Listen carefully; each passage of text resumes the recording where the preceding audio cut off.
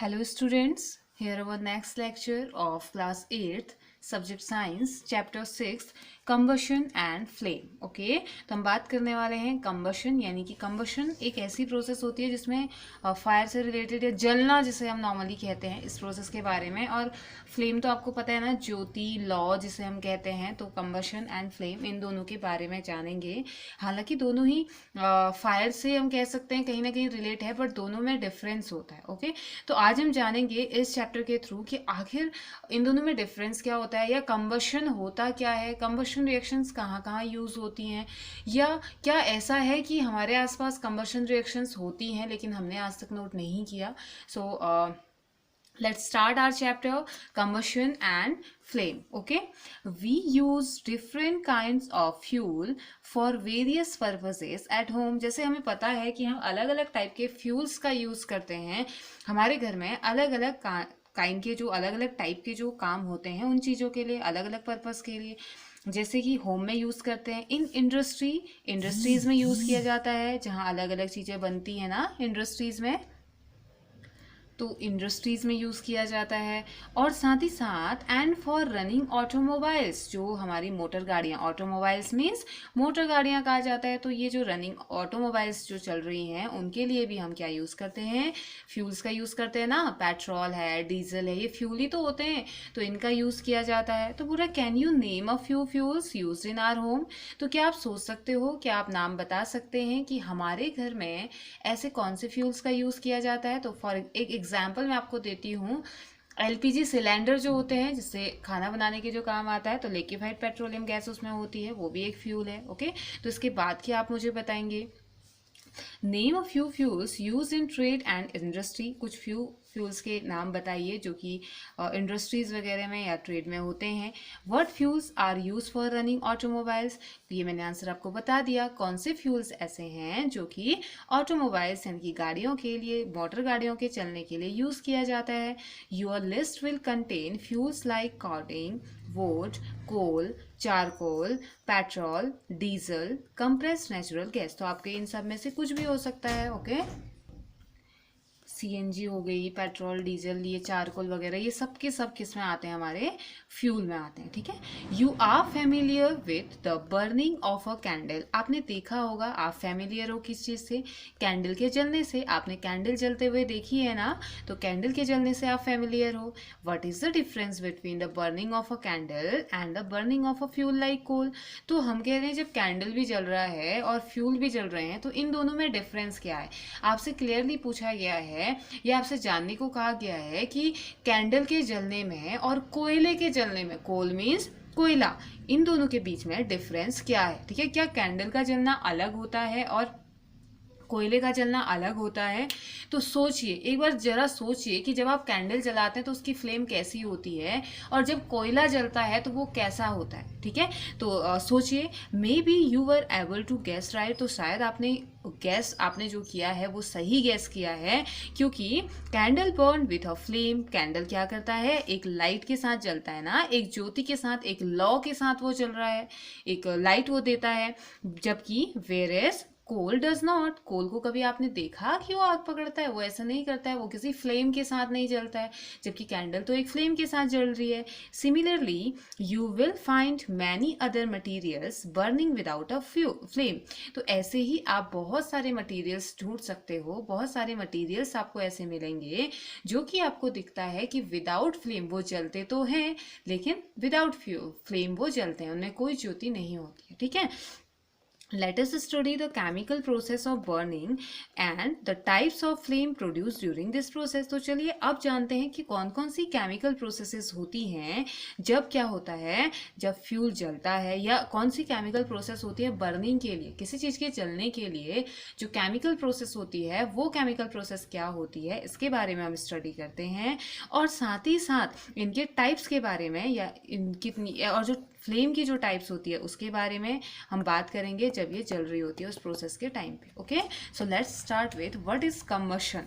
What is combustion, combustion means जलना। तो जलना क्या है, तो recall the activity of burning of magnesium ribbon performed in class 7th। तो आपने क्लास 7th में जो मैग्नीशियम रिबन का जलने का जो एक्टिविटी जो आपने करी थी, तो लेट्स रिकॉल इट, एक बार रिकॉल कीजिए कि आपने क्या किया था या आपको क्या बताया गया था। We learn that magnesium burn to form magnesium oxide. आपने देखा था कि जब मैग्नीशियम का रिबन आपने जलाया था तो आपको क्या मिली थी, उसकी राख मिली थी, ऐश जिसे हमने बोला था, ASH हमने बोला था, है ना। और उस ऐश को हमने क्या बोल दिया था कि उसमें मैग्नीशियम ऑक्साइड है, यानी कि MgO मैग्नीशियम ऑक्साइड का केमिकल फॉर्मूला क्या होता है, MgO। जैसे वाटर का फॉर्मूला होता है ना H2O, वैसे ही मैग्नीशियम ऑक्साइड का फॉर्मूला होता है MgO। ओके, तो वो जो राख मिली थी वो मैग्नीशियम ऑक्साइड की मिली थी, और साथ ही साथ उसने हीट प्रोड्यूस की थी और लाइट प्रोड्यूस की थी। So we learn that magnesium burn to form magnesium oxide and produce heat and light. साथ ही साथ उसने हीट और लाइट को प्रोड्यूस किया था। फिगर 6.1 बर्निंग ऑफ मैग्नीशियम आपको दिखाया गया है, वहाँ पे आपको बताया गया था 7th क्लास में कि आपने इसको देख के नहीं रखना होता है, स्टेयर आपने नहीं करना है, अदरवाइज ये आपकी आंखों को हार्म पहुंचा सकता है। तो देखिए कैसे एक फ्लेम के साथ ये बर्न हो रहा है ना। तो और साथ ही साथ उसके बाद एक इसमें कन्वर्ट हो जाता है, ऐश में कन्वर्ट हो जाता है, जिसमें कि मैग्नीशियम ऑक्साइड प्रेजेंट रहता है, और मैग्नीशियम के रिबन में मैग्नीशियम प्रेजेंट रहता है। तो MgO, Mg means magnesium, O means oxygen. तो ये ऑक्सीजन कहाँ से आ गया बेटा मैग्नीशियम ऑक्साइड में, मैग्नीशियम ऑक्साइड में जो ऑक्सीजन है वो आया एयर से। एयर से कैसे आया, क्योंकि कोई भी चीज़ जब जलती है, कोई भी चीज़ में अगर फायर वर्क हो रहा है तो इट मीन्स कि वो ऑक्सीजन से रिएक्शन कर रहा है।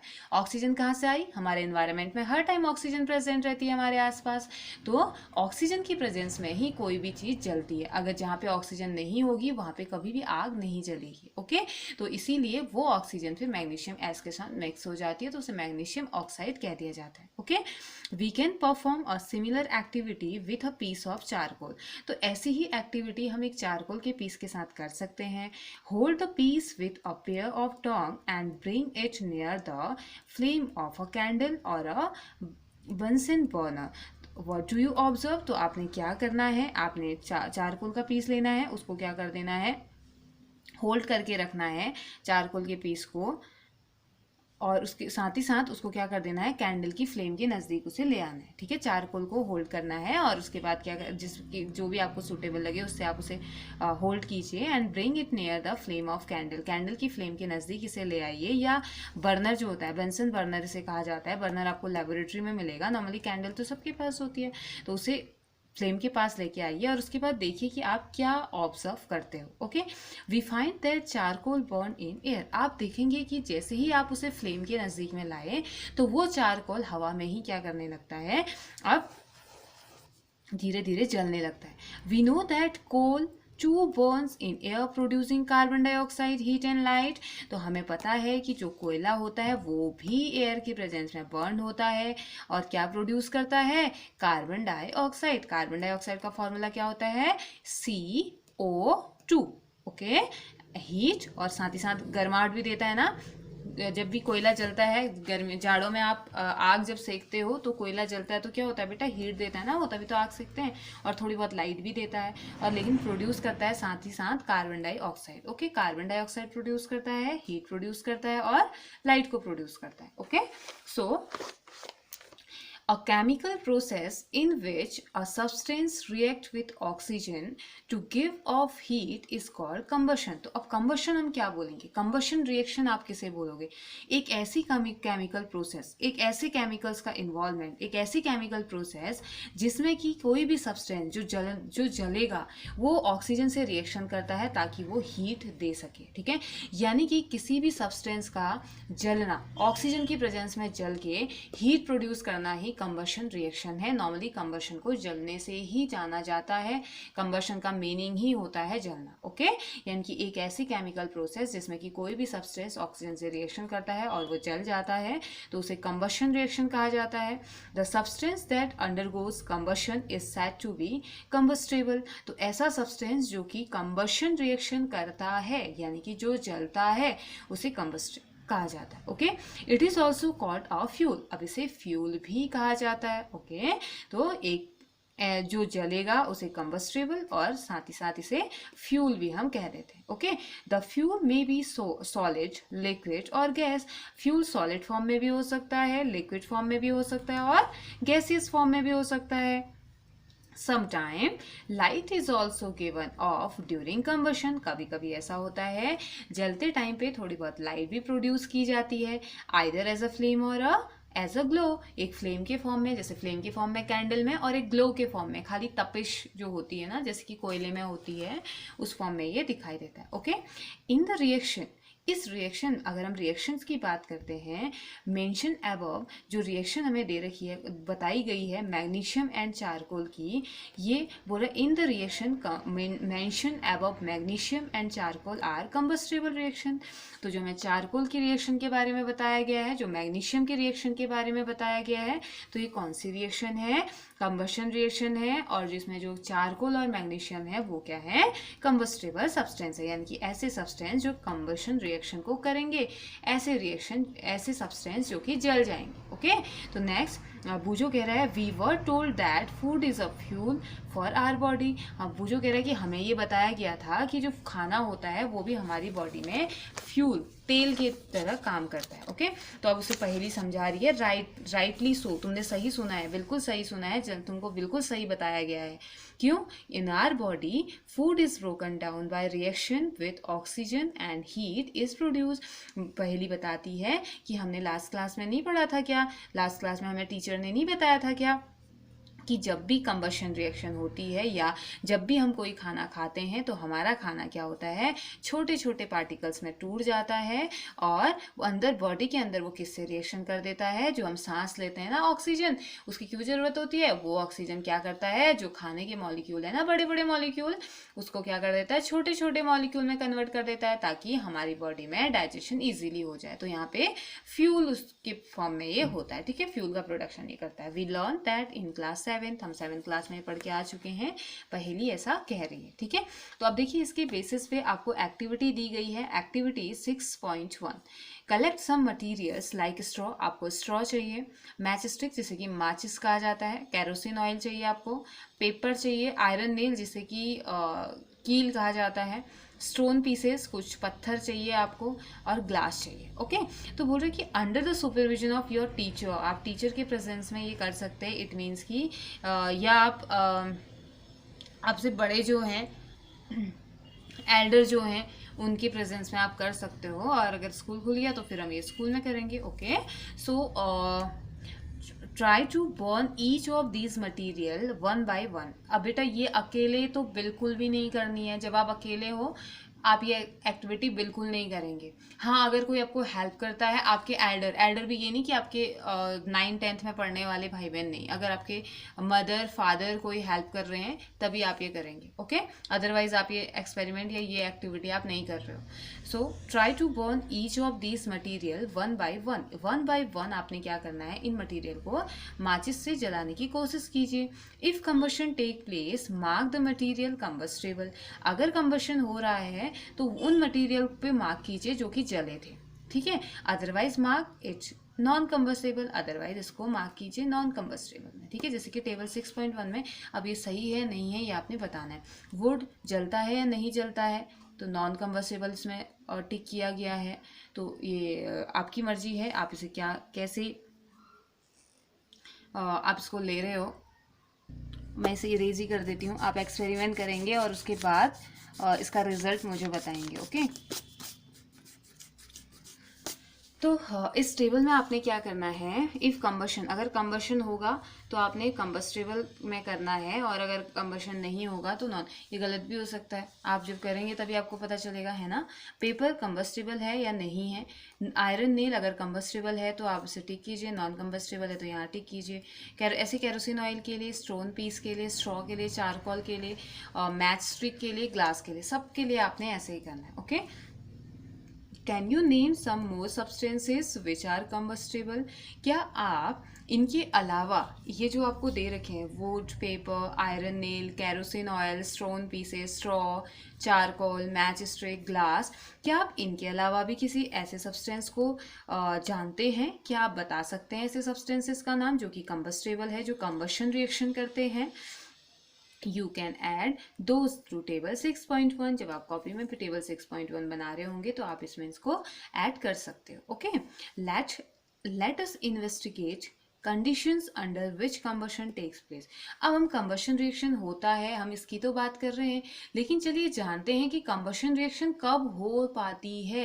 कंबशन रिएक्शन के लिए कौन कौन सी कंडीशंस नेसेसरी हैं, कौन कौन सी कंडीशन होनी चाहिए कि कंबशन होगा, या कंबशन कब होगा। कोई चीज़ जल रही है तो वो कब जलेगी, कि जैसे पानी ऊपर से डाल देंगे तो क्या वो जलेगी, नहीं जलेगी ना। तो ऐसे साइंटिफिक कौन कौन से कंडीशंस हैं उनकी हम बात करते हैं। Okay, let's start with activity 6.2।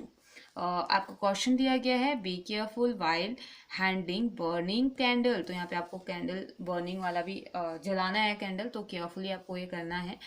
तो fix a lighted candle as on a table. आपने क्या करना है, एक कैंडल जलानी है और उसे टेबल में रख देना है, फिक्स कीजिए उसे, ठीक है। Put a glass chimney over the candle and rest it on a few wooden block in such a way that air can enter the chimney. तो आपने एक ग्लास चिमनी रखनी है या कुछ इस तरीके का इक्विपमेंट रखिए जहाँ से कि उसमें हवा जा सके, ठीक है।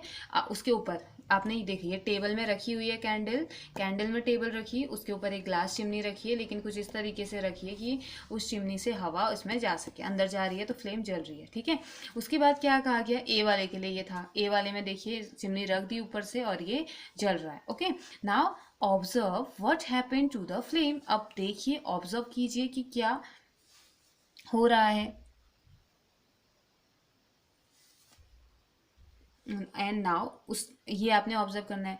उसके बाद जो आपको बुक में दिखा रखा है कुछ इस बेसिस पे आपने करना है। आपने क्या करना है कि चिमनी रखिए और चिमनी रखने के बाद अब आपने क्या कर देना है, इसके ऊपर कुछ इस तरीके से इसे ढक देना है, ठीक है। इसे बंद कर दीजिए, कुछ वुडन ब्लॉक्स लगा दीजिए जिसमें कि एयर इसमें एंटर ना कर सके, ठीक है। तो इसमें आप देखेंगे कि ये बुझ गया, मतलब आपने 1 बाय 1 तीनों करने हैं। सबसे पहले इसके ऊपर कुछ नहीं करना है, ऐसे रखना है इसके ऊपर वुडन बॉक्स को कि अंदर हवा जाए, अंदर हवा जाएगी तो कैंडल आपको जलती हुई नजर आएगी, ठीक है। उसको ऑब्जर्व कीजिए। दूसरा, उसके बाद आपने क्या करना है, ना observe what happens to the flame. Now remove the blocks and let the chimney rest on the table. तो उसके बाद ब्लॉक को हटा के ऐसे उसे रख दीजिए, तो देखिए उसकी फ्लेम के साथ क्या हुआ, बी वाले में आपको दिख रहा है। अगेन ऑब्जर्व द फ्लेम, फिर उसके बाद फ्लेम को ऑब्जर्व करें। Finally put up glass plate over the chimney. तो एक ग्लास की प्लेट पूरी तरीके से उसको ढक दिया। देखो अभी तक ऐसा नहीं किया था ना, अब क्या कर दिया, पूरी तरीके से उसे ढक दिया है। तो उसके बाद क्या करना है, chimney figure 6.2c। What was the flame again, flame को दोबारा देखिए। What happen in the 3 cases, इस तीनों के तीनों केसेस में आपको क्या नजर आया, तीनों के तीनों केसेस में आपको क्या चीजें समझ में आई, ये आप ऑब्जर्व कीजिए, ठीक है। Does the flame flicker off, क्या फ्लेम कम हो गई थी। Does it flicker and give smoke, क्या ये बंद हो गई थी, बुझ गई थी और उसके बाद धुआं इसने दिया। डज इट बर्न अनएफेक्टेड, क्या ये बिना इफेक्ट हुए जल रही थी। तो can you infer anything at all about the role played by air in the process of burning. तो क्या अब यहाँ से आप रोल ऑफ एयर की बात कर सकते हैं बर्निंग प्रोसेस में, क्या आप बता सकते हैं, क्या आप ये आइडिया लगा सकते हैं कि कहीं ना कहीं एयर का रोल है जलने में। तो बेटा ये चीज़ें आप ऑब्जर्व कब करेंगे ना, जब आप इसको खुद से करेंगे, ठीक है। ट्राई कीजिए कि कुछ ऐसा कंटेनर रखने की जिससे कि एक बार हवा जा रही है पूरी कैंडल को ढकने की कोशिश कीजिए, जहाँ से छोटे छोटे ब्लॉक्स रख दीजिए और गैप रख दीजिए कि हवा अंदर जा सके।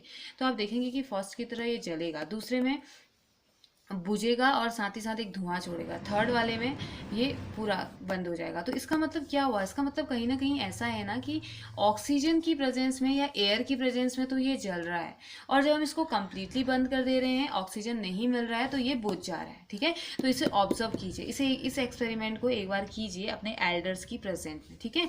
तो देखिए, we find that for combustion, अगर हम कंबशन की बात करते हैं तो हम देखेंगे कि air is necessary. Combustion reaction, कहीं पे किसी चीज़ को जलाना है तो वहाँ पे कंबशन रिएक्शन होनी चाहिए, वहाँ पे कंबस्टेबल कंडीशंस होनी चाहिए।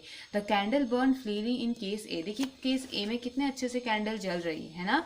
When air can enter the chimney from below, जैसे जैसे एयर जा रही थी फर्स्ट केस के लिए तो आराम से वो जल रहा था, ठीक है। In case B when air does not enter the chimney from below, तो अब देखो यहाँ से कहीं से हवा इसके ऊपर रखा था ना आपने, वुडन के ब्लॉक के ऊपर रखा था, देखिए इसके ऊपर रखा था, तो ऊपर से तो ये बंद था, चिमनी ऊपर से तो बंद रहेगी ना, लेकिन या जो भी था, तो यहाँ से क्या हो गया, नीचे से हवा जा रही थी तो ये जला।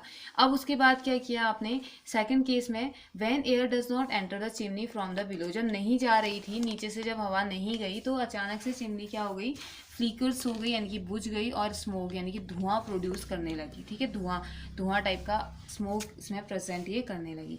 उसके बाद थर्ड केस में क्या हुआ है देखिए, the flame flickers and produce smoke. In case C में क्या हुआ है बेटा, केस सी में देखिए the flame finally goes off because the air is not available. तो केस सी में जब हमने वुडन बॉक्स हटा दिए, ऊपर से भी इसे बंद कर दिया, तो एक टाइम ऐसा आया कि पूरी तरीके से बत्ती बुझ गई, है ना, क्योंकि एयर यहाँ पे प्रेजेंट था ही नहीं। तो इससे थोड़ा बहुत आइडिया हमें मिल गया कि एयर कितना ज़्यादा ज़रूरी है अगर हमें किसी चीज़ को जलाना है, कंबशन रिएक्शन अगर हमें चाहिए, तो उसके लिए एक कंडीशन नेसेसरी तो ये कि ऑक्सीजन का प्रेजेंट होना बहुत ज़रूरी है। जिस जगह पे आप जला रहे हो, जिस चीज़ को आप जला रहे हो, वहाँ पे उस एरिया में अगर ऑक्सीजन नहीं है, हालांकि ऑक्सीजन नहीं होगा तो हम सर्वाइव नहीं कर पाएंगे, तो ऑक्सीजन अगर नहीं होगा तो जल भी नहीं पाएगा, कोई चीज़ें नहीं जल पाएगी, क्योंकि कंबशन रिएक्शन या जलने वाली जो रिएक्शन होती है वो तभी होती है जब ऑक्सीजन प्रेजेंट हो, ठीक है, ऑक्सीजन के बिना ही नहीं होता। तो we have read that the sun produce its own heat, हमने पढ़ा है, वो जो बोल रहा है कि हमने पढ़ा है कि जो सन है वो अपनी हीट, अपनी ऊर्जा, अपनी ऊष्मा को प्रोड्यूस करता है, अपनी गर्माहट को बनाता है, एंड लाइट उसकी अपनी लाइट होती है, अपनी गर्मी होती है। It is also some kind of combustion, क्या इसमें भी कंबशन होता है, गुड क्वेश्चन बाय बूजो, तो क्या इसमें भी कंबशन होता है, ये पूछा जा रहा है। तो इन द सन, अगर हम सन की बात करें तो heat and light are produce by nuclear reaction, heat और जो लाइट होती है वो सन के पास होने वाली न्यूक्लियर रिएक्शंस की वजह से होती है। And what are nuclear reactions, ये आप अपने हायर क्लासेस में पढ़ेंगे। यहाँ पे हाइड्रोजन, हीलियम नाम की गैसेस होती है ना, इनमें न्यूक्लियर रिएक्शंस होती हैं, और इन न्यूक्लियर रिएक्शन का रिजल्ट है कि सन अपनी हीट और लाइट को प्रोड्यूस करता है। You will learn about this process in higher classes, तो इस पूरी प्रोसेस के बारे में आप अपनी हायर क्लासेस में पढ़ेंगे। ओके, सो अभी के लिए हम क्या करते हैं, activity 6.3, place a piece of burning wood और चारकोल। तो एक पीस रखिए, एक बर्निंग वुड का, जलती हुई लकड़ी, और चारकोल या चारकोल जो भी आपको चाहिए वो पीस रखिए ऑन एन आयरन प्लेट, और तवे पे रख दीजिए, या आयरन लोहे की कोई प्लेट है, या तवा सबसे अच्छा एग्जाम्पल हम कह सकते हैं लोहे का, तो उसमें रख दीजिए। तो बोल रहा है cover it with a glass jar और अ टम्बलर या ग्लास जार से इस जो चारकोल या जो भी आपने लिया हुआ है इसे क्या कर दीजिए आप, बर्निंग वुड को बंद कर दीजिए। और ट्रांसपेरेंट प्लास्टिक जार, अगर ट्रांसपेरेंट हो तो और भी अच्छा हो जाएगा, आप बाहर से क्लियरली से ऑब्जर्व कर पाएंगे। ऑब्जर्व व्हाट हैपेंड, ऑब्जर्व कीजिए कि हो क्या रहा है। Does charcoal stop burning after some time, क्या ऐसा हुआ कि आपने देखा कि चारकोल थोड़ी देर बाद जलना रुक गया, जल नहीं पाया वो। Can you think of the reason why it stop burning, yes आप देखेंगे कि इसने जलना रोक दिया है, और क्या आप इस रीज़न के बारे में बता सकते हैं, इसका रीज़न आप बता सकते हैं कि क्यों इसने जलना बंद कर दिया, क्यों ये फिर नहीं जला जब पहले तक जल रहा था।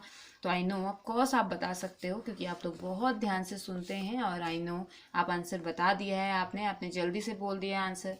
You might have heard that when the clothes of a person catch fly, आपने जरूर ये सुना होगा कि जब भी किसी के कपड़ों में आग लग जाती है, कभी कभी कुछ इंसिडेंट ऐसे हो जाते हैं बेटा कि पता ही नहीं चलता है, और गलती से क्या हो जाता है, कपड़ों में आग पकड़ जाती है।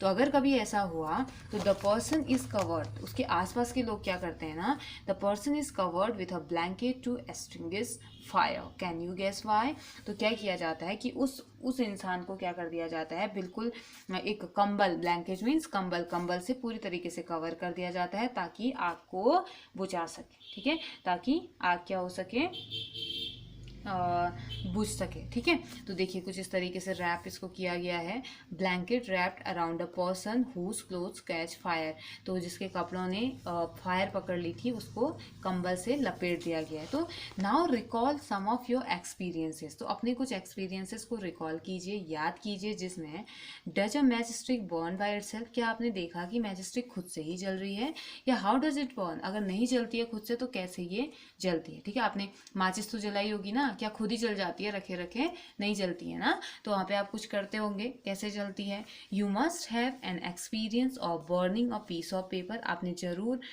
देखा होगा एक पेपर के पीस को जलते हुए, या खुद भी जलाया होगा बचपन में, अभी तो नहीं भी जलाते होगे तो बचपन में खुद ही जला देते होगे, है ना, तो आपने उसका भी, वो भी आपको याद होगा। Does it burn when a burning match stick is brought near it, क्या ये तब जला जब आप जलती हुई माचिस की तीली उसके पास लेके गए। Can you burn a piece of wood by bringing a lighted matchstick near it, क्या आप एक लकड़ी के टुकड़े को, एक पीस को लाइटेड माचिस ले जाके क्या इसको आप जला सकते हो। Why do you have to use paper और kerosene oil to start fire in wood और कोल। अब देखो बेटा, इसमें तो हो भी सकता है, ऊपर वाले में मैच स्टिक तो खैर अलग है, इसमें आप हम एक कागज़ को जला सकते हैं, लेकिन जो मोटी मोटी लकड़ी के टुकड़े होते हैं ना, वो सिर्फ मैच स्टिक से ही नहीं जल पाते हैं। तो वो बोल रहा है कि आपको क्यों ज़रूरत पड़ती है एक पेपर का यूज़ करने के लिए, जलाने के लिए, कैरोसिन ऑयल जो कि जल्दी से आग पकड़ लेता है, तो उनकी ज़रूरत क्यों होती है जब भी आप लकड़ी या कोयला आप जला रहे होते हैं। Have you heard of forest fire, तो आपने कभी फॉरेस्ट फायर, जंगलों में आग लगना देखा है या सुना है कभी, आपने ज़रूर सुना होगा। हर साल गर्मियों में क्या होता है, न्यूज़पेपर में आता है आज यहाँ का जंगल जल गया, आज उधर का जंगल जल गया, है ना। तो यहाँ पे फॉरेस्ट फायर क्या होता है, तो चलिए यहाँ पे देखते हैं। During extreme heat of summer, summer के टाइम पे जब बहुत ज़्यादा गर्मी पड़ती है, at some places dry grass catches fire, तो कभी कभी कुछ जगहों में जो सूखी घास होती है उस गर्माहट की वजह से क्या हो जाता है, आग पकड़ लेती है, ठीक है। इट स्प्रेड टू ट्रीज, अब धीरे धीरे जितनी भी सूखी घास है पूरे ग्राउंड में फैलेगी और धीरे धीरे ये पेड़ों तक को भी कवर करने लगती है। And very soon the whole forest is on fire, इस बार हुआ था ना ऑस्ट्रेलिया में, देखा ना कितना ज़्यादा, ऑस्ट्रेलिया में ही शायद हुआ था, तो इतना ज़्यादा फॉरेस्ट फायर हो गया था, कितने महीनों तक वो आग रही थी, कितना ज़्यादा वेजिटेशन का, कितना ज़्यादा बायोडाइवर्सिटी का उसमें लॉस हुआ है। तो कितने टाइम तक वो जलती रही थी, आग बुझी ही नहीं। उसके बाद फिर बारिश वगैरह जब हुई तो तब जाके क्या हुआ, वो बुझी ना आग। जिस जगह पे आग लगी थी बेटा, मैं उसका नेम भूल रही हूँ, लेकिन वो जगह है जहाँ से सबसे ज़्यादा ऑक्सीजन हमें मिलती है, वहाँ के पेड़ पौधे से, वहाँ की वेजिटेशन, वहाँ का फ्लोरा फोना इतना ज़्यादा वहाँ पे प्लांट था कि दुनिया में सबसे ज़्यादा जो ऑक्सीजन मिलती है उन्हीं जंगलों से आती थी। और वो जंगल इस बार इतने तबाह हुए हैं आग लगने की वजह से, तो फिर जब तक बहुत और वहाँ पे दूर दूर तक, बहुत दूर तक जो मतलब कि 400 किलोमीटर, 500 किलोमीटर, 2000 किलोमीटर, 3000 किलोमीटर जो दूर शहर थे ना, वहाँ तक भी उस जंगल के जलने का धुआं गया था। आई कांट रिकॉल इट, अभी मैं रिकॉल नहीं कर पा रही हूँ उसका नेम। तो वो बहुत बड़े जंगल है, ठीक है, और बहुत ज़्यादा बरसात वाले वो जंगल हैं। तो वहाँ पे इतनी ज़्यादा आग आ गई थी, ऐसे फॉरेस्ट फायर बहुत ज़्यादा जल जाता है। तो ये गर्मियों में नॉर्मली होता है, समर सीजन में होता है, जहाँ पे सूखी घास जल्दी से आग पकड़ लेती है, और जब सूखी घास आग पकड़ेगी तो धीरे धीरे सब जगह फैलेगी और वो पेड़ों तक भी पहुँच जाती है और पूरे फॉरेस्ट को वो जलाने लग जाती है, और ये बहुत मुश्किल हो जाता है। It is very difficult to control such fire, इस टाइप की फायर्स को कंट्रोल करना बहुत ज़्यादा डिफ़िकल्ट हो जाता है। फिर तो मतलब कि यही उम्मीद करते हैं सभी लोग कि बस बारिश हो जाए, बहुत तेज़ बारिश हो जाए, जिससे कि हम सब बच सकें, ठीक है। और जंगल में रहने वाले, अगर ये बारिश ये फायर वगैरह हो जाता है ना, जंगल में रहने वाले छोटे छोटे एनिमल्स, बड़े बड़े एनिमल्स, और छोटे पेड़, बड़े पेड़, सब के सब जल जाते हैं। बहुत ज़्यादा लॉस होता है इस कंडीशन में बायोडाइवर्सिटी का, बहुत ज़्यादा मेडिसिनल प्लांट्स जल जाते हैं, बहुत ज़्यादा एनिमल्स जल जाते हैं। तो यहाँ पे फॉरेस्ट फायर से प्रॉब्लम होता है, कंबशन रिएक्शन ही यहाँ पे होती है, क्योंकि एक्सट्रीम हीट की वजह से ये होता है। डू दीज एक्सपीरियंसेस, अब जो एक्सपीरियंसेस आपने पढ़े, इन एक्सपीरियंसेस की जब आपने बात करी, तो do these experiences tell you that different substances catch fire at different temperature. तो क्या आपने ये नोट किया इन एक्सपीरियंसेस से कि अलग अलग टाइप के सब्सटेंस अलग अलग टेम्परेचर पे जलते हैं? जैसे कि कागज़ के लिए बहुत ज़्यादा टेम्परेचर की ज़रूरत नहीं है कागज़ के जलने के लिए, जबकि एक मोटी लकड़ी के टुकड़े को जलने के लिए ज़्यादा टेम्परेचर की ज़रूरत है ना? तो क्या आपको फील हुआ ऐसा? यस ऑफ कोर्स हुआ होगा। तो बोला जा रहा है कि the lowest temperature at which a substance catches fire is called its ignition temperature. यानी कि वो कम से कम टेम्परेचर, वो सबसे कम टेम्परेचर जहाँ पे कोई भी सब्सटेंस आग पकड़ने की कैपेबिलिटी रखता है, उसे क्या कहा जाता है? उसका इग्निशन टेम्परेचर। ठीक है, यानी कि इग्निशन टेम्परेचर एक ऐसा टेम्परेचर जहाँ पे को कोई भी सब्सटेंस बहुत कम टेम्परेचर, उसका जो सबसे कम टेम्परेचर होगा, जैसे अगर कोई 20 डिग्री पे जल रहा है तो 20 डिग्री से अगर जलना स्टार्ट कर रहा है तो 20 डिग्री उसका इग्निशन टेम्परेचर। कोई अगर 1 डिग्री से ही जल जाता है, 1 डिग्री के आसपास टेम्परेचर है उस समय जल जा रहा है, तो 1 डिग्री उसका इग्निशन टेम्परेचर कम से कम। ठीक है, can you tell now why a match stick does not catch fire on its own at room temperature? तो क्या आप बता सकते हैं कि मैच स्टिक रखी रखी क्यों नहीं जल जाती है? जलना चाहिए ना, वैसे जलती है तो ऐसे भी तो जलना चाहिए, तो रूम टेम्परेचर पे क्यों नहीं जलती है? क्या आप बता सकते हो? तो रूम टेम्परेचर से ज़्यादा टेम्परेचर पे वो जलती होगी, है ना, इसीलिए वो आग नहीं पकड़ती है। Why does match stick start burning on rubbing it on the side of the match box?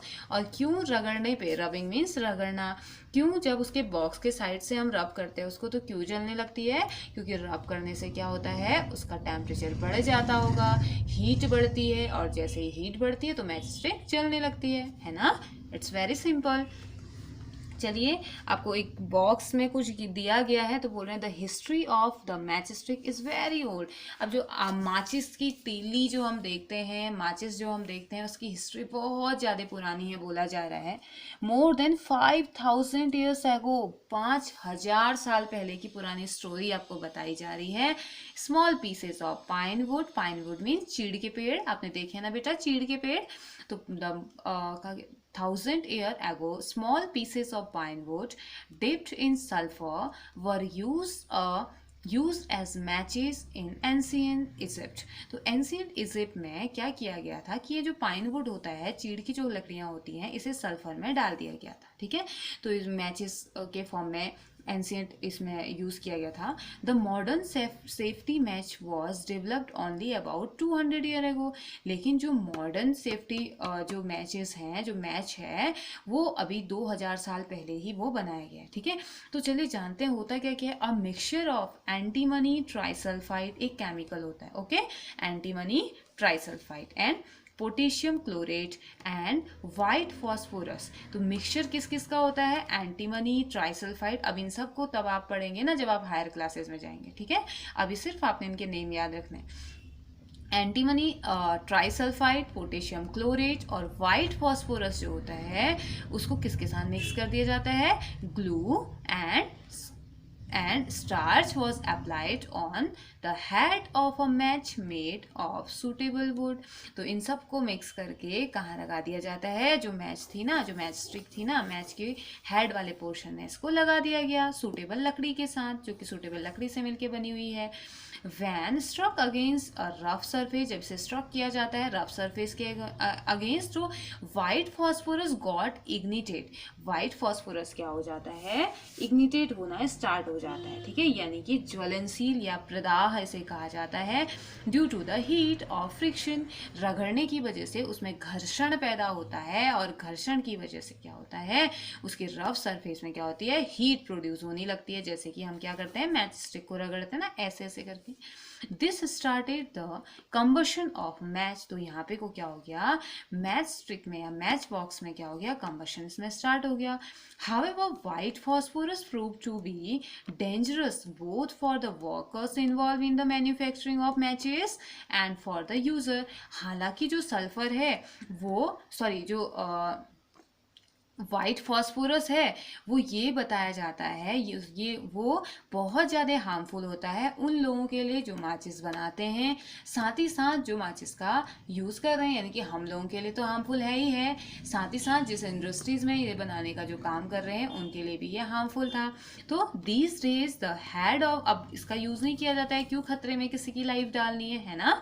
तो अब आजकल क्या किया जाता है, these days the head of the safety match contains only antimony trisulfide and potassium chloride। तो आजकल जो मैच स्टिक्स आती हैं, आजकल जो मैचेस आती हैं उनमें क्या होता है, सिर्फ उनके हेड में सिर्फ एंटीमनी ट्राइसल्फाइड और पोटेशियम क्लोराइड यूज किया जाता है, ना कि फॉस्फोरस। ठीक है, क्योंकि फॉस्फोरस के बिना भी काम हो रहा है और फॉस्फोरस हार्मफुल है तो क्यों उसे यूज किया जाए, है ना। तो बोल रहा है कि the rubbing surface has powder glass and a little red phosphorus which is much less dangerous. ठीक है, तो उसके बाद जो रबिंग, जिस सरफेस पे हम रब करते हैं ना माचिस को, वो ब्लैकिश ब्लैकिश जो पार्ट होता है, ब्राउनिश ब्लैकिश पार्ट, तो वो उसमें क्या होता है, पाउडर ग्लास होता है उसमें, और साथ ही साथ बहुत कम छोटा सा रेड फॉस्फोरस होता है। फॉस्फोरस अलग अलग होता है, वाइट फॉस्फोरस, रेड फॉस्फोरस ना, इसमें रेड फॉस्फोरस डाला जाता है, और रेड फॉस्फोरस इसलिए डाला जाता है क्योंकि रेड फॉस्फोरस हार्मफुल नहीं होता है। Okay, when the match is struck against the rubbing surface, जब इसको स्ट्रक किया जाता है, घसीटा जाता है रबिंग सरफेस के against, some red phosphorus gets converted into white phosphorus. तो कुछ रेड फॉस्फोरस होता है जो वाइट फॉस्फोरस में कन्वर्ट हो जाता है। This immediately react with potassium, जो कि बहुत जल्दी पोटेशियम से जाके रिएक्ट करता है, ठीक है, पोटेशियम क्लोराइड से, in the match stick head to produce enough heat to ignite antimony trisulfide and start the combustion, ताकि वो क्या करे, जल्दी से हीट प्रोड्यूस कर सके, और इतनी हीट प्रोड्यूस कर सके कि जो एंटीमनी ट्राइसल्फाइड है वो जलना स्टार्ट कर दे, है ना। तो इसलिए देखो मैच स्टिक की हिस्ट्री कितनी इंटरेस्टिंग है। 4000 साल पहले की हमें बात बताई जा रही है, या 5000 साल पहले की बात हमें बताई जा रही है कि उस टाइम पे पता चला था मैच स्टिक हम चीड़ के पेड़ से बना सकते हैं, और उसके बाद नए नए पता चला उसमें एंटीमनी ट्राइसल्फाइड डालते हैं, और साथ ही साथ सल्फर, वाइट सल्फर का यूज़ करते हैं, पोटेशियम क्लोराइड का यूज़ करते हैं, ग्लू के साथ मिक्स कर दिया जाता है। लेकिन धीरे धीरे जब आगे बढ़े तो पता चला कि जो वाइट फॉस्फोरस है वो हार्मफुल हो सकता है, तो अब वाइट फॉस्फोरस का यूज़ बहुत कम कर दिया गया, उसकी जगह रेड फॉस्फोरस का यूज़ किया गया, और जब रबिंग सरफेस के अगेंस्ट से इसको रब किया जाता है तो जल्दी से रेड फॉस्फोरस थोड़ा सा वाइट फॉस्फोरस में कन्वर्ट हो जाता है, और वो रिएक्ट करता है किससे, कहाँ से, किससे रिएक्ट करता है, पोटेशियम क्लोराइड से, और हीट प्रोड्यूस करता है, और ये हीट इनफ होती है एंटीमनी ट्राइसल्फाइड को जलने के लिए हेल्प करने में। ओके, तो आई होप आपको समझ में आ गया होगा। Now next we find that a combustible substance means जो कि ऐसे सब्सटेंस जो कि जल सकते हैं या जलने की कैपेबिलिटी रखते हैं, जो कंबशन रिएक्शन में पार्ट लेते हैं, उसे हम क्या कह देते हैं, combustible substances. Okay, so we find that a combustible substance cannot catch a fire or burn as long as temperature is lower than its ignition temperature. हमने देखा कि combustible substance क्या होते हैं, फायर कैच नहीं करेंगे और बर्न नहीं होते हैं, कब तक, जब तक कि इसका टेम्परेचर क्या ना हो जाए, its temperature is lower than its ignition temperature, जब तक कि इसका टेम्परेचर इसके इग्निशन टेम्परेचर से कम ना हो जाए। Okay, have you ever seen cooking oil catching fire when a frying pan is kept for long on burning stove? आपने देखा होगा जब खाना बनाते हैं आपकी मदर ना, उस टाइम पे आपने कभी कभी ये देखा होगा कि अचानक से जो खाना बनाने का जो तेल है उसमें आग पकड़ जाती है अगर हम ज़्यादा टाइम तक उसे रख देते हैं जलते हुए स्टोव पे। तो कैरोसिन देखा होगा ना आपने, ऐसे ही kerosene oil and wood do not catch fire on their own at room temperature. आपने देखा होगा कि कैरोसिन ऑयल अगर आप घर पे रखते हैं, लकड़ी आप घर पे रखे रहते हैं, तो वो खुद से नहीं जलती है, कभी भी नहीं जलेगी खुद से। तो but if kerosene oil is heated a little, लेकिन अगर थोड़ा सा हीट इसे दे दिया जाए, इट विल कैच फायर, ये क्या करने लगता है, फायर करने लगता है। जबकि आपने देखा होगा जब तक लकड़ी के ऊपर आप कैरोसिन तेल डालते हैं तो कैरोसिन जल नहीं जाता, तब तक नहीं जलता जब तक आप ऊपर से जलती हुई कोई चीज ना डालें ना, तो वही आपको बताया गया, ठीक है। तो kerosene oil and wood do not catch fire on their own at room temperature, but if kerosene is oil is heated a little, थोड़ा सा इसे गर्म कर दिया जाता है, it will catch fire, ये आग पकड़ लेता है। but if wood is heated a little, और साथ ही साथ लकड़ी को लेकिन थोड़ा सा गर्म किया जाता है, it would still not catch fire, ये अभी भी फायर को कैच नहीं कर पाता है। does it mean that ignition temperature of kerosene oil is lower than that of wood, तो क्या इसका मतलब ये है कि जो कैरोसिन का इग्निशन टेम्परेचर है वो क्या है, वुड से भी कम है, लकड़ी से भी कम है। Does it mean that we need to take special care in storing kerosene oil, तो इसका मतलब क्या ये है कि कैरोसिन ऑयल में कभी भी आग लग सकती है, भाई मुश्किल है, मतलब कि इसको हमने बहुत ध्यान से स्टोर करना है, स्पेशल केयर इसकी करनी है कि कोई कहीं से हीट ना चले जाए इसमें, अदरवाइज ये हार्मफुल हो सकता है, डेंजरस हो सकता है, right. The following activity shows that it is necessary, it is essential for a substance to reach ignition temperature to burn, तो जो नीचे की एक्टिविटी है वो हमें बताएगी कि कितना ज़्यादा जरूरी है किसी भी सब्सटेंस को अपने इग्निशन टेम्परेचर पहुंचने के लिए, अगर वो जलना चाहता है, ओके। तो जलने के लिए इग्निशन टेम्परेचर की कितनी ज़्यादा रिक्वायरमेंट है, इग्निशन टेम्परेचर कितना होना चाहिए, ये अब हम इस एक्टिविटी से सीखेंगे, ओके बेटा। Now let's start activity 6.4। बेटा आपने बिल्कुल भी अकेले इस चैप्टर की कोई भी एक्टिविटी आपने अकेले नहीं करनी है। आपके घर में एल्डर प्रेजेंट हैं, अगर वो हेल्प कर सकते हैं आपकी तो इट्स ओके, आप कीजिए। अदरवाइज ये एक्सपेरिमेंट, ये एक्टिविटी हम तब करेंगे जब हमारा स्कूल खुल जाएगा, ठीक है। मैं आपको कराऊंगी लेकिन आपने अकेले ये बिल्कुल नहीं करना है, ओके। देखिए क्वेश्चन आपको दिया हुआ है ना, be careful while handling burning candle, यहाँ पे भी आपको बर्निंग कैंडल की जरूरत पड़ेगी, तो आप बिल्कुल भी खुद से नहीं करेंगे, ओके, अकेले तो बिल्कुल भी नहीं करेंगे।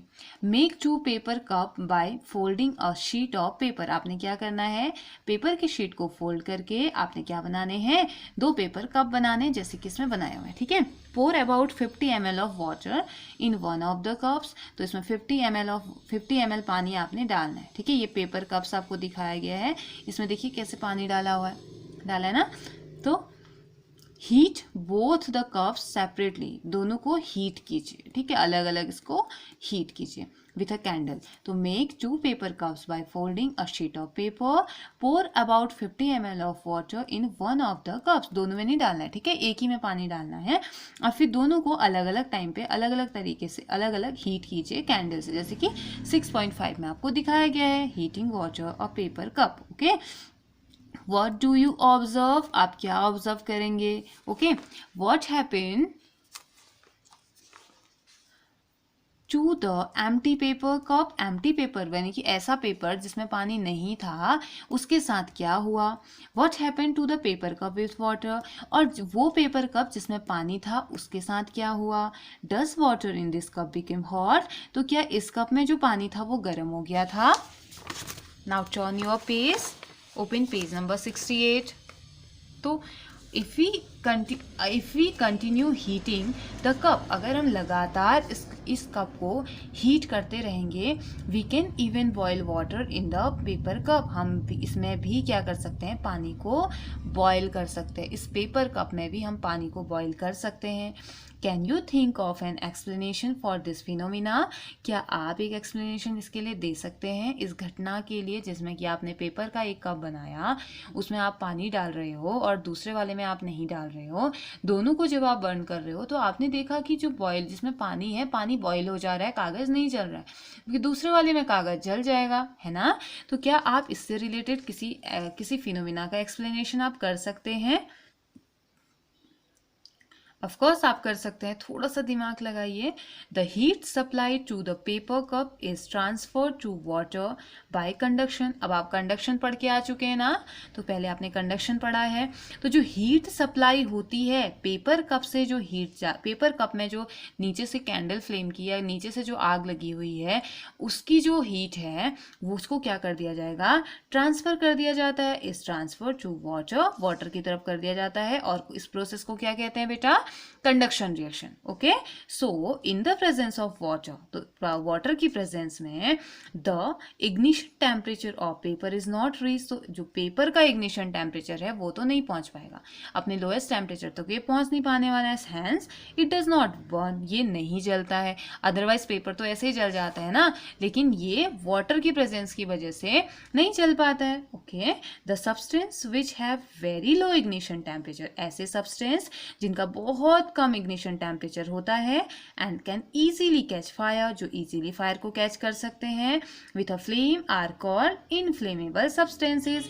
यानी कि ऐसे सब्सटेंस जिनका इग्निशन टेम्परेचर बहुत कम है और इजीली, बहुत आसानी से ये आग पकड़ लेते हैं, वो भी फ्लेम के साथ। ठीक है, कंबशन वाले तो क्या होते हैं, विदाउट फ्लेम, इग्निशन टेम्परेचर तो होते हैं लेकिन विदाउट फ्लेम वो जलते हैं ना। तो लेकिन यहाँ पे किस वजह से जलते हैं, फ्लेम के साथ जलते हैं, तो इनफ्लेमेबल सब्सटेंस उनको कहा जाता है। ठीक है, examples of inflammable substances are, जो एग्जाम्पल्स हैं इनफ्लेमेबल सब्सटेंसेस के, petrol, alcohol, liquefied petroleum gas, LPG. LPG किस में होती है बेटा, एलपीजी हमारे गैस सिलेंडर्स में होती है। ठीक है, एक्सेट्रा, ये इसके एग्जाम्पल हैं। जब भी ये जलता है, अब देखो जब आप गैस जलाते हो तो कैसे जलता है, फ्लेम के साथ जलता है या नहीं जलता है, जलता है ना। ऐसे जब आप पेट्रोल, अल्कोहल वगैरह जलाते हैं ना, तो ये भी फ्लेम के साथ जलता है। तो इसी वजह से इनको क्या कहा जाता है, inflammable substance. Okay, can you list some more inflammable substances, तो क्या आप याद कर सकते हैं कुछ और इनफ्लेमेबल सब्सटेंसेस को, क्या आप रिकॉल कर सकते हैं, क्या लिस्ट बना सकते हैं। यस, आई नो आप लोग लिस्ट बना लोगे। तो नेक्स्ट 6.2 की तरफ आगे बढ़ते हैं। How do we control fire, हम फायर को कंट्रोल कैसे कर सकते हैं। Okay, you must have seen और heard of fire breaking out in homes. तो आपने हमेशा आपने सुना होगा या आपने देखा होगा फायर कैसे घर से, शॉप से और फैक्ट्री से कैसे आग, धुआं वगैरह निकलता है। If you have seen such an accident, या आग लगना, किसी दुकान में आग लगना, घरों में कभी कभी आग लग जाती है, तो अगर आपने इस तरीके का कोई एक्सीडेंट देखा है, right a short description in your notebook. तो इसके बारे में एक शॉर्ट डिस्क्रिप्शन आपको लिखना है। Also share the experience with your classmates, और आपको ये शेयर अगर आप करना चाहें तो अपने क्लासमेट्स के साथ शेयर भी कर सकते हैं। ठीक है, तो find out the telephone number of the fire service in your area. It is must, ये ज़रूरी है आपके लिए जानना कि आपके एरिया में जो आग बुझाने वाले जो होती है, मतलब जो लोग होते हैं, मतलब कि वो जो फायर सर्विस मैन जो होते हैं, आपको उनका नंबर पता होना चाहिए। कभी भी कोई भी प्रॉब्लम, कोई भी इंसिडेंस किसी के साथ भी हो सकता है बेटा। आपके जरूरी नहीं कि आपके घर में हो रहा है तो आप बोलोगे मेरे घर में थोड़ी हो रहा है, मैं थोड़ी ना रखूँगा। तो कभी भी किसी को भी ज़रूरत हो सकती है, कहीं शॉप में अचानक से लग गई, कहीं आपके पड़ोस में कुछ प्रॉब्लम हो गई, तो उस टाइम पे अगर नंबर होगा तो अच्छा होगा ना। तो ये कलेक्ट करने की कोशिश कीजिए। If fire break out in your house or in your neighbourhood, अगर कभी ऐसा हुआ कि आग आपके घर में या आपके पड़ोस में कहीं लग गई, तो the first thing to do is to call the fire service. सबसे पहले काम क्या होना चाहिए आपका, सबसे पहला काम ये होना चाहिए कि आप फायर सर्विस मैन को क्या करो, कॉल करो। ओके, तो इट इज़ इम्पॉर्टेंट, पहेली पूछ रही है, इट इज़ इम्पॉर्टेंट, कह रही है it is important that all of us know the telephone number of the fire service. बहुत ज़्यादा ज़रूरी है, बहुत ज़्यादा इम्पॉर्टेंट है कि हम सभी को जो फायर सर्विस होती है उसकी इंफॉर्मेशन, उसके नंबर की इंफॉर्मेशन या उनका नंबर हमारे पास होना चाहिए। तो कभी ऐसा हुआ तो देखो कैसे आग बुझ जाते हैं ना। देखिए, fireman extinguish the fire bye throwing water under pressure. कितने प्रेशर के साथ पानी डाल रहे हैं, तो उसके बाद ये आग धीरे धीरे बुझने लगती है। ओके, नाउ नेक्स्ट आगे देखते हैं। Does your city town have a fire brigade station? तो क्या आपकी सिटी या आपके टाउन में जहाँ पे भी आप रहते हैं वहाँ पे फायर स्टेशन है, फायर ब्रिगेड स्टेशन है? यस, हमारे यहाँ पे भी है।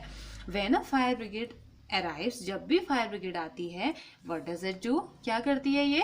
It pour water on the fire. देखिए जैसे 6.6 में दिखा रखा है ना, वैसे ही क्या करता है, पानी डालने लगता है जहां आग लगती है।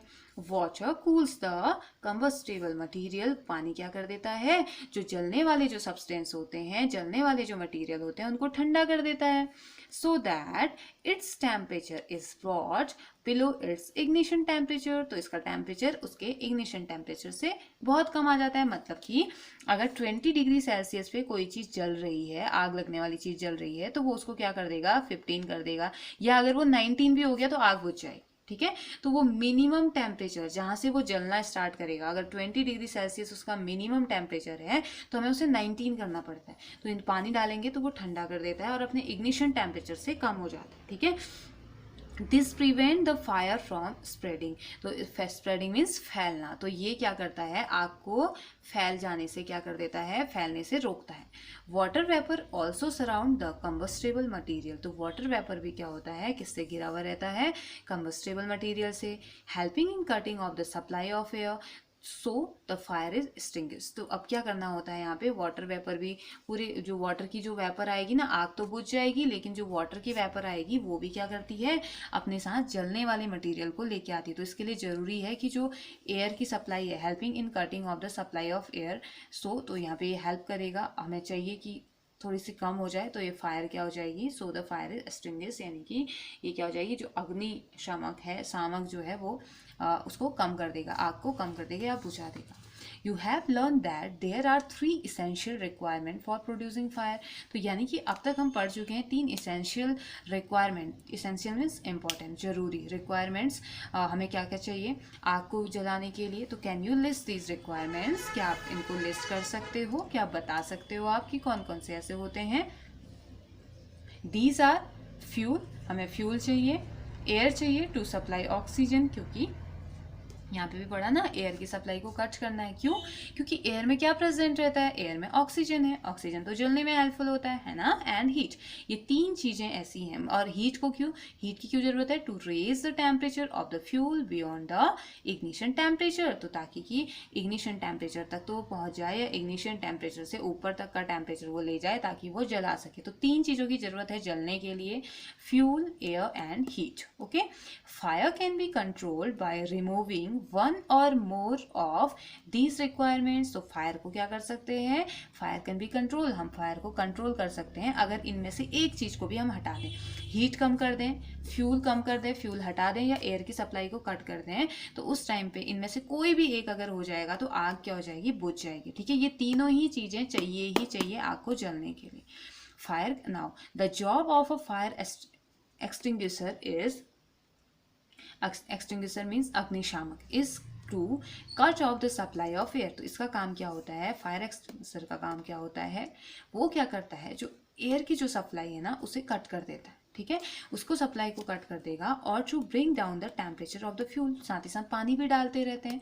तो पानी के डालने की वजह से जो फ्यूल है उसके टेम्परेचर को उसके इग्निशन टेम्परेचर से कम ले आता है, या दोनों चीज़ें एक साथ करता है। Notice that the fuel in most cases can not be eliminated. तो ये आपने नोटिस किया होगा कि बहुत सारे केसेस में जो फ्यूल होता है उसको हम हटा नहीं सकते, एलिमिनेट नहीं कर सकते हैं। If for example a building catches fire, अगर एक बिल्डिंग में आग लग गई, पूरे बिल्डिंग में क्या हो जाता है, the whole building is the fuel, पूरी बिल्डिंग क्या हो जाती है, फ्यूल में कन्वर्ट, मतलब कि उसमें क्या होता है, पूरा फ्यूल होता है। तो फ्यूल को मतलब एलिमिनेट हम नॉर्मली कर नहीं पाते हैं, तो हम क्या करते हैं, टेम्परेचर को उसको लो करने की कोशिश करते हैं। जब हम क्या करते हैं, उसमें पानी डालेंगे तो जो पार्टिकल्स हैं जो जलते हैं, जो कंबस्टेबल जो सब्सटेंस होते हैं, वो क्या करते हैं, धीरे धीरे बुझने लगते हैं और आग वो नहीं पकड़ पाते। ठीक है, तो देखिए यहाँ पे आपको क्या दिया गया है, the most common fire extinguisher in water. तो जो मोस्ट कॉमन फायर एक्सटिंग्विशर होता है, अग्निशामक जो होता है, वो होता है पानी। पानी के अलावा मतलब अगर कोई सबसे इजी तरीका है तो वो पानी ही है, ठीक है, आग को बुझाने का। But water work only when things like wood and paper are on fire. लेकिन इसका लॉस ये है कि पानी तभी आग बुझा सकता है जब इसमें क्या है कि आग किससे लगी है, लकड़ी से या कागज से लगी है। तो लकड़ी और कागज में कोई जली होगी, उसमें अगर आप पानी डालेंगे तो वो बुझ जाएगा, है ना। दूसरा बोल रहा है if electrical equipment is on fire, अगर इलेक्ट्रिकल इक्विपमेंट हो गए ना बेटा तो पानी से तो और ज़्यादा बढ़ेगा वो, पानी तो और ज़्यादा उसको सप्लाई करता है, मतलब कि कंडक्टर होता है, गुड कंडक्टर होता है इलेक्ट्रिसिटी का, तो वहाँ पे पानी आप यूज़ ही नहीं कर सकते हैं। तो बोल रहा है if electrical equipments is on fire water में conduct electricity and harm those trying to douse the fire. जो आग बुझाने की कोशिश कर रहे हैं उसी को क्या हो जाएगा, उसी को हार्म कर देगा, करंट लगा देगा। Water is also not suitable for fire involving oil and petrol. तो वाटर उन जगह के लिए भी यूजफुल नहीं है जहाँ पे आग पेट्रोल और किसी फ्यूल की वजह से लगी हुई है। Do you recall that water is heavier than oil. क्या आपको याद है कि वाटर क्या होता है, ऑयल से भारी होता है। So it sink below the oil. इसी वजह से तो ये क्या होता है, पानी पानी नीचे चले जाता है, नीचे बैठ जाता है जब भी हम ऑयल, और ऑयल ऊपर को तैरते हुए रहता है ना, हमने किया था ना ये पहले एक्सपेरिमेंट, या आपने पढ़ा होगा। So it sink below the oil and oil keep burning on the top. अब मतलब आप क्या कर सकते हैं ना, इसके लिए आप चेक कर सकते हैं, ये भी आपने अकेले से नहीं करना है। आपने जैसे एक किसी कंटेनर में पानी लीजिए, पानी लेने के बाद ऊपर ऊपर एक लेयर किसी कैरोसिन ऑयल की आप डाल दीजिए। अब आप वो कैरोसिन ऑयल ना ऊपर को तैरते हुए रहेगा, और जब अगर उसमें माचिस की तीली डालेंगे तो वो आग पकड़ेगा। इवन तब भी जब नीचे पानी, पानी तो नीचे चले गया है ना, वो भारी है, नीचे चले गया और ऊपर तैरते रह रहा है, वो क्या जो कैरोसिन ऑयल है वो तैरते रह रहा है, तो वो जाता ही नहीं है नीचे, क्योंकि वो तो हल्का है, वो ऊपर ही रहेगा सरफेस में, तो वो जलने लगता है। तो ऐसा ही होता है अगर इन फ्यूल्स की वजह से अगर आग लग गई है, तो उस कंडीशन में आप जितना पानी डालोगे पानी नीचे बैठता जाएगा और आग पकड़ती रहेगी, कोई असर नहीं होगा, आग नहीं बुझेगी। तो इसलिए पानी से वही आग हम बुझा सकते हैं जो या तो कागज की वजह से लगी है या लकड़ी की वजह से लगी है, या लकड़ी में लगी हुई आग और कागज में लगी हुई आग को हम बुझा सकते हैं पानी से, ठीक है। तो बोल रहे so it sink below the oil and oil keep burning on the top. For fires involving electrical equipments and inflammable material. अब उनका क्या, फिर ज़्यादातर आग तो ऐसे ही लगती है, बिल्डिंग्स वगैरह में लगती है, या ऐसे जहाँ पे तेल वेल होता है वहाँ पे लगती है ना। तो अब इनके लिए क्या यूज़ करते होंगे, तो inflammable materials like petrol, carbon dioxide is the best extinguisher. तो इनके लिए क्या होता है, इलेक्ट्रिकल इक्विपमेंट में अगर आग लग गई, इनफ्लेमेबल मटेरियल्स में आग लग गई, उस टाइम के लिए बेस्ट एक्सटिंग्विशर होता है कार्बन डाइऑक्साइड। कार्बन डाइऑक्साइड क्या करता है, ऑक्सीजन की सप्लाई को रोक देता है। कैसे रोकेगा, क्योंकि ये ऑक्सीजन से भारी होता है, ठीक है, being heavier than oxygen. Oxygen से भारी होने की वजह से cover the fire like a blanket. जैसे हमने यहाँ पे देखा था ना कि आग लग गई थी तो ब्लैंकेट से कवर कर दिया, आग बुझ गई, तो ये ऐसे ही ऑक्सीजन को बिल्कुल ब्लैंकेट की तरह कवर कर देता है, और अगर ऑक्सीजन होगा ही नहीं तो आग बुझ जाएगी, है ना। तो since the contact between the fuel and oxygen is cut off, तो यहाँ पे फ्यूल और ऑक्सीजन के बीच का कॉन्टेक्ट कट हो जाएगा। द फायर इज कंट्रोल, आग कंट्रोल में आ जाएगी। The added advantage of CO2 is that in most cases it does not harm the electrical equipment. और इसका फायदा ये है कि अगर हम CO2 का यूज़ करते हैं तो बहुत सारे केसेस में इलेक्ट्रिकल इक्विपमेंट में कोई हार्म नहीं होता है, उनको कोई हार्म ये नहीं पहुंचने देता है, ठीक है। तो हाउ टू वी गेट, अब बात तो ठीक है, आपने वाटर के लिए पढ़ लिया, आपने कार्बन डाइऑक्साइड के लिए पढ़ लिया। वाटर तो ठीक है हम ले आएंगे नदी से, कुआं से, तालाब से, लेकिन ये कार्बन डाइऑक्साइड हम कैसे लाएंगे, अच्छा क्वेश्चन है ना, कार्बन डाइऑक्साइड कहाँ से मिलती है। तो चलिए देखते हैं, how do we get the supply of carbon dioxide. It can be, कहाँ से हमें मिलेगी, it can be stored at high pressure as a liquid in cylinders. तो कार्बन डाइऑक्साइड के सिलेंडर हमें मिलते हैं जो कि लिक्विड फॉर्म में इनको स्टोर किया जाता है, okay. In what form is the LPG store in cylinder. तो अब मुझे बताइए कि LPG लिक्विफाइड पेट्रोलियम गैस जो कि आपके घरों में होता है, आपके सिलेंडर में होता है, उसमें किस फॉर्म में होती है, लिक्विड फॉर्म में होती है, या गैस फॉर्म में होती है, या सॉलिड फॉर्म में होती है। अब मैं आपको एक हिंट देती हूँ, जब आप हिलाते हो ना उसमें आवाज़ आती है, तो अब मुझे बताएंगे किस फॉर्म में होती है, okay. When released from the cylinder CO2 expand enormously in volume and cool down। तो जब भी ये रिलीज होती है सिलेंडर से, ये CO2 जब अपने सिलेंडर से रिलीज होती है, बहुत तेजी से क्या करती है, फैलना ये स्टार्ट कर देती है, और धीरे धीरे ठंडा एनवायरनमेंट यहाँ पे करने लगती है, उसको कूल डाउन करने लगती है। So not only form a blanket around the fire, ये नहीं सिर्फ ब्लैंकेट का ही फॉर्मेशन नहीं करती है फायर के, आग के चारों ओर, it also bring down the temperature of the fuel, ये जो फ्यूल है उसके टेम्परेचर को भी कम कर देती है। That is why it is an excellent fire extinguisher, तो इसी वजह से ये बहुत अच्छा अग्निशामक यंत्र है। ओके, अग्निशामक यंत्र मीन्स आग को बुझाने वाला equipment. Okay, another way to get CO2, दूसरा तरीका क्या हो सकता है CO2 को लेने का, CO2 को पाने का, is to release a lot of dry powder of chemicals like sodium bicarbonate, जिसे कि बेकिंग सोडा कहा जाता है, और पोटेशियम बाइकार्बोनेट। हम क्या कर सकते हैं, ये पाउडर के फॉर्म में होता है कौन, सोडियम बाइकार्बोनेट, जो कि बेकिंग सोडा होता है। कभी कभी आपने देखा होगा घर में अगर टेस्टी टेस्टी सी चीज़ें अगर बनाई जाती है तो उसमें सोडा तो जरूर डाला जाता है, उससे टेस्ट अच्छा हो जाता है ना, वही बेकिंग सोडा पाउडर फॉर्म में होता है, तो इसको क्या कर दिया जाता है, बहुत ज़्यादा अमाउंट में से रिलीज कर दिया जाता है, ऐसे पोटेशियम बाइकार्बोनेट को, जहाँ पे आग लगी हुई है वहाँ। ठीक है, तो वहाँ से भी क्या होता है, ये कार्बन डाइऑक्साइड को रिलीज करेगा। तो near the fire these chemical give of CO2, तो ये सभी केमिकल क्या देते हैं, CO2 देते हैं। और उस जगह पे अगर हम बेकिंग सोडा को फैला देंगे, अगर हमें बहुत ज़्यादा अमाउंट में प्रेजेंट है, आग बहुत ज़्यादा लगी हुई है, आप बेकिंग सोडा अगर वहाँ पे डालेंगे तो बेकिंग सोडा क्या करता है, कार्बन डाइऑक्साइड को रिलीज करता है और आग बुझ जाती है। अब कार्बन डाइऑक्साइड से आग कैसे बुझती है, पता चला ना, क्योंकि वो क्या कर देता है, ऑक्सीजन की सप्लाई को रोक देता है, या एक ब्लैंकेट की तरह ऑक्सीजन को कवर, जैसे अगर ये ऑक्सीजन है तो ऐसे ऑक्सीजन की चारों ओर आ जाएगा। अब ऑक्सीजन बाहर नहीं आ पाएगा ना, इससे बाहर नहीं आ पाएगा, अगर इससे बाहर नहीं आ पाएगा तो फिर आग भी नहीं लग पाएगी, आग में भी वो हेल्प नहीं कर पाएगा। तो धीरे धीरे टेम्परेचर भी कम होने लगेगा, क्योंकि कार्बन डाइऑक्साइड यही करता है, टेम्परेचर को कम कर देता है। और जैसे जैसे टेम्परेचर कम होता जाएगा वैसे वैसे और साथ ही साथ ऑक्सीजन की सप्लाई भी रुकती जाएगी। ऑक्सीजन नहीं होगा, हीट नहीं होगी, तो फिर कैसे आग लगेगी, तो धीरे धीरे वो आग भी बुझने लगेगी। तो हमने जाना कि दो टाइप के एक्सटिंग्विशर जो होते हैं, जो सबसे इजी तरीके से मिलता है वो क्या है, वाटर। लेकिन वाटर का लॉस ये है, वाटर एक्सटिंग्विशर का लॉस ये है कि वो सिर्फ कहाँ यूज हो सकता है, लकड़ी से लगी हुई, लकड़ी और आग पेपर में लगी हुई आग के लिए फायदेमंद होता है। जबकि इलेक्ट्रिकल इक्विपमेंट्स में अगर हम पानी डालेंगे ना, इलेक्ट्रिकल इक्विपमेंट्स में अगर आग लगी होगी उसमें पानी डालेंगे तो वो करंट लगेगा, जो बुझा रहा होगा उसको करंट लग जाएगा, आग से तो वो बच जाएगा लेकिन करंट से वो मर जाएगा। ठीक है, और साथ ही साथ ऑयल की प्रेजेंस में भी हम नहीं कर सकते हैं, क्योंकि आप फ्यूल में अगर आग लग रही है तो आप कितना ही उसमें पानी डालो उसमें कोई फर्क नहीं पड़ने वाला है, पानी डालते रहोगे वो ज़्यादा ज़्यादा आग पकड़ते, ज़्यादा तो नहीं मतलब अपने रेट से वो आग पकड़ते रहेगा, आग नहीं बुझेगी। तो इससे सबसे अच्छा कौन सा होता है, कार्बन डाइऑक्साइड होता है, जो कि सब जगह काम आ जाएगा, ऑक्सीजन की सप्लाई को रोक देता है। ऑक्सीजन की सप्लाई जैसे रुकेगी वैसे आग बुझ जाएगी, क्योंकि जलने के लिए तो ऑक्सीजन की रिक्वायरमेंट है ना। तो आज का लेक्चर हमारा यहीं पे खत्म होता है। नेक्स्ट लेक्चर में हम बात करेंगे टाइप्स ऑफ कंबशन और बहुत सारी चीज़ों के बारे में हम जानेंगे। तो आज हमने चैप्टर स्टार्ट किया था, फर्स्ट चैप्टर हमने चैप्टर स्टार्ट किया था कंबशन एंड फ्लेम। हमने बहुत सारी चीज़ें जानी और आई होप कि आप ये टेबल फिल करेंगे और बेटा इसको रिवाइज कीजिए। आपको जो नहीं आ रहा है आप उसे पूछिए, आप बेझिझक पूछ सकते हैं। तो रिवाइज कीजिए, पढ़िए।